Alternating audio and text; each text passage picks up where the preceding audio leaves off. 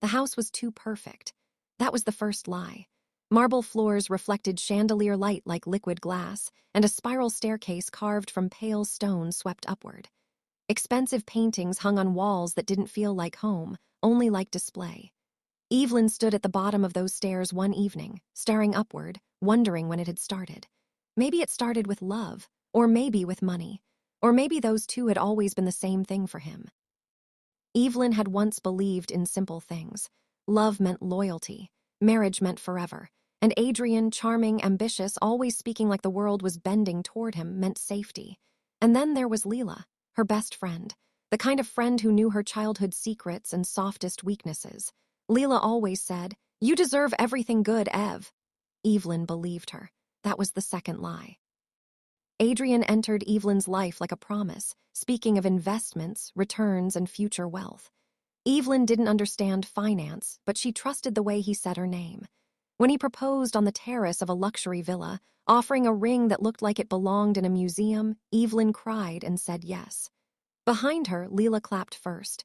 Too fast, too happy. The cracks came quietly, like mold behind wallpaper. Adrian started taking calls in other rooms, Leela visited more often when he was home, and money began to disappear under the guise of investment delays. Evelyn trusted the excuses until a rainy night when she came home early to a quiet house. Hearing laughter from the study upstairs, Evelyn climbed the stairs slowly. In the doorway, she stopped.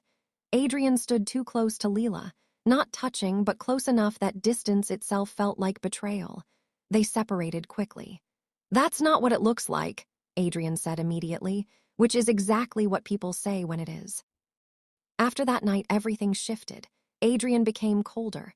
Leela became louder, as if volume could erase guilt. Then came unexplained bills, unfamiliar accounts, and documents Evelyn had never signed that somehow bore her name. When she questioned him, Adrian smiled. "You worry too much," he said. "Let me handle it." And Leela added softly, "He's doing this for you, you know." That was the third lie. The engagement dinner became the end of the book. Evelyn wore white, wanting to feel like herself again. Adrian made a speech about love, destiny, and sacrifice. People applauded. Evelyn didn't, because she noticed Leela wasn't looking at her during any of it. She was looking at Adrian like she already belonged in the story. Later that night, Evelyn found documents left open on Adrian's desk. Her inheritance, her family's remaining wealth, had been slowly funneled into accounts tied to Adrian's ventures. Most of it was already gone. Her hands shook. Behind her, a voice spoke softly. "You weren't supposed to see that yet." "Leela." Evelyn turned slowly. "Tell me this is a mistake." Leela's silence said everything. Adrian entered moments later, looking prepared. "We can fix this," he said calmly. "You just need to trust me." Evelyn laughed once, sharp and broken. "Trust you?" His expression turned cold and impatient. "If you make this messy—" Leela stepped closer to him, answering a question Evelyn hadn't fully asked yet. Adrian moved firmly. "Sit down," he said. Leela's voice trembled. "Just listen to him." Evelyn looked at her best friend and saw a stranger. "You knew," Evelyn whispered. Leela didn't deny it. Evelyn stepped back toward the stairs. Adrian's voice sharpened. "If you go to the authorities, everything collapses." "Everything," Evelyn said bitterly. "Or just you." He moved closer, too fast. "Evelyn, don't make this worse." Then Leela said, "She already knows." That was when Adrian stopped pretending. Adrian grabbed her arm. Evelyn pulled away and her foot caught the edge of the step. Time slowed. She saw the chandelier, Leela's frozen face, and Adrian's resolved expression. Then, the fall. The stairs were endless. Stone met bone. Evelyn landed at the bottom like something dropped and forgotten. The last thing she saw before darkness closed in was Adrian standing at the top, not moving, just watching. Beside him stood Leela. The investigation called it a tragic accident. Adrian's testimony was calm, and Leela cried perfectly at the funeral. Evelyn died thinking she had trusted the wrong people, never understanding how far they would go for money. But death did not feel like silence. It felt like awareness without weight. The monitor didn't beep. It hummed with an expensive, private clinic vibration. When Evelyn's eyes opened, she was in an amber room that smelled of eucalyptus and sterile linen. Her body felt heavy, but her mind was a razor. "Ah, you're awake," a voice said.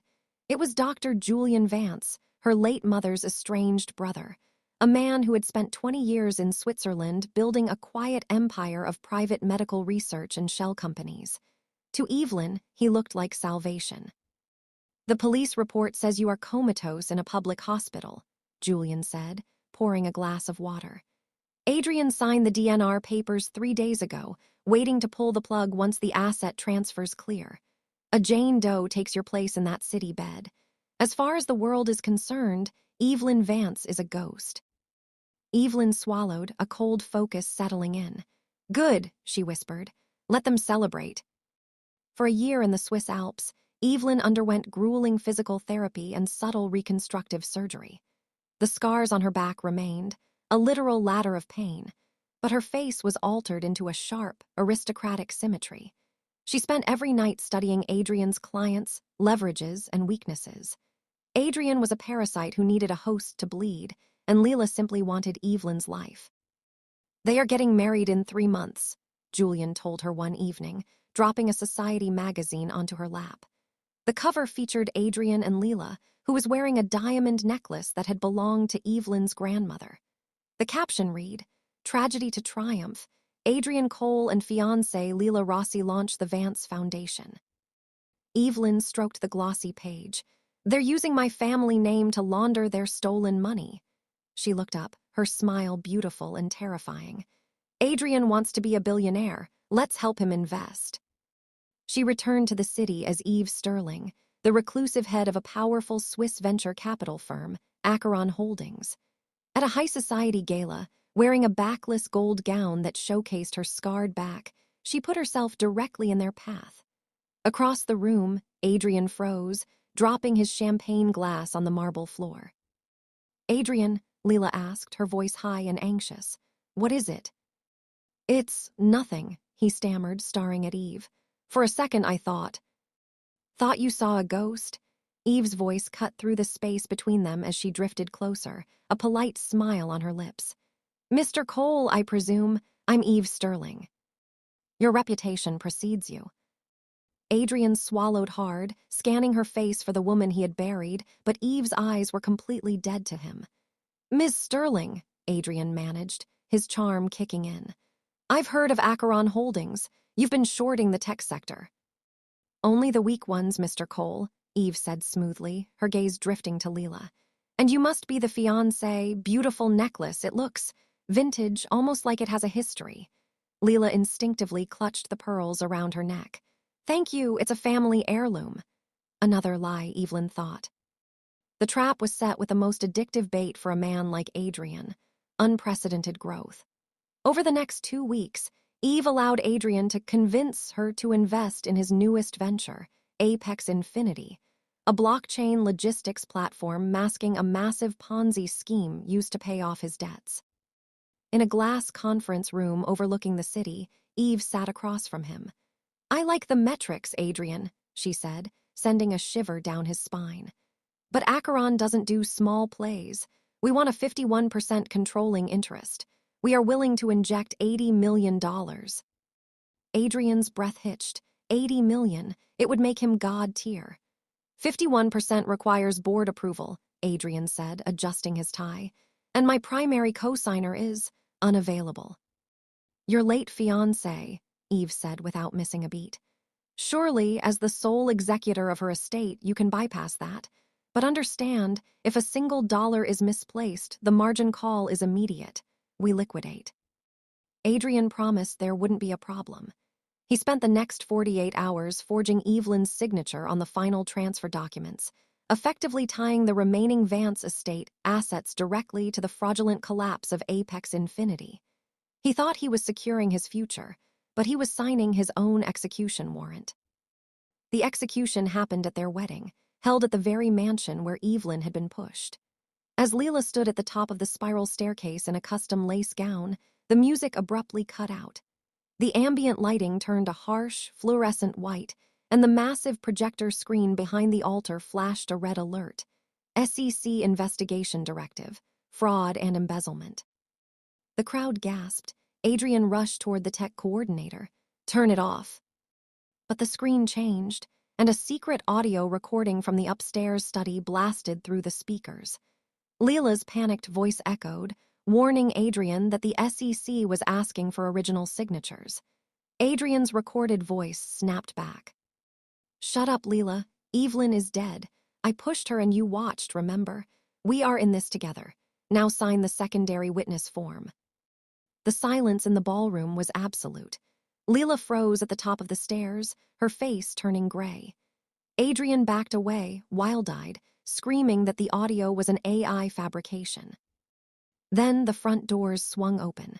4 federal agents marched in, followed by Eve Sterling in a sharp black suit.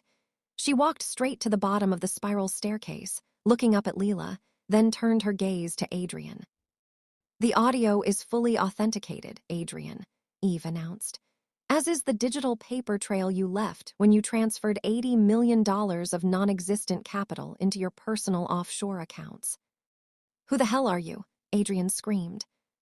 Eve reached up and slowly untied the dark hairpiece she wore, letting her natural, lighter hair fall around her shoulders. She looked at him with the exact, unblinking intensity of the woman he had left for dead on that very floor. "You told me I worried too much," she said softly. "You told me to let you handle it." Leela shrieked from the stairs, losing her balance and dropping to her knees. "Evelyn, no, you're dead." "I did die," Evelyn said, taking her first step up the marble. "But I came back, and I brought the bill." The takedown was absolute. Because the Vance estate assets had been legally tied to the fraud, the government seized everything Adrian owned to pay restitution, including the house, the cars, and the very ring on Leela's finger. Adrian was sentenced to 25 years for corporate fraud and attempted murder. Leela received 8 years as an accessory. A week after the sentencing, Evelyn stood alone in the empty house. The paintings were gone, and the furniture was covered in white sheets. It looked like a shell. She walked up the spiral staircase, slowly counting each step. When she reached the top, she felt neither fear nor anger as she looked down at the pale stone floor below. The lies were gone, the predators were caged, and the gold had melted away, leaving only the truth. Evelyn turned her back on the past, walked out the front door, and didn't look back.